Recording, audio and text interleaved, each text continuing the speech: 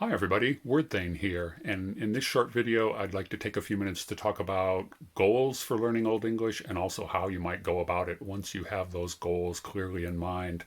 The first thing to ask yourself is, why do you want to learn the language? Many of us have seen and heard historical reenactment dramas like Vikings and some of the others that have been popular recently, and the language sounds cool and you want a bite of it. Maybe you're interested in reading that wonderful old epic Beowulf in the original, or you want to read the Anglo-Saxon Chronicles. Perhaps you're a member of a reenactment group, and Old English would be a wonderful addition to your kit and your persona.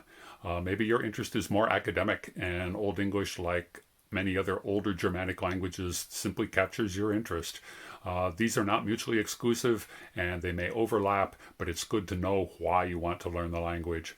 The next thing to consider is, how do you learn and how do you learn best?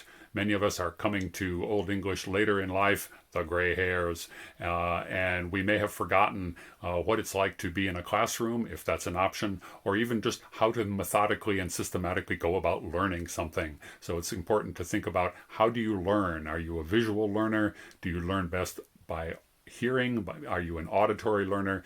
Maybe you learn best by doing. Again, all of these are factors to consider when you think about the best way for you, not anyone else, but you, to begin learning Old English. Third factor to consider is, how much time can you dedicate to learning? If you think about learning a martial art, if you think about other things that you have become pretty good at, it can take anywhere between 50 to 150 hours or so before you see noticeable gains. And that's true of learning a language too.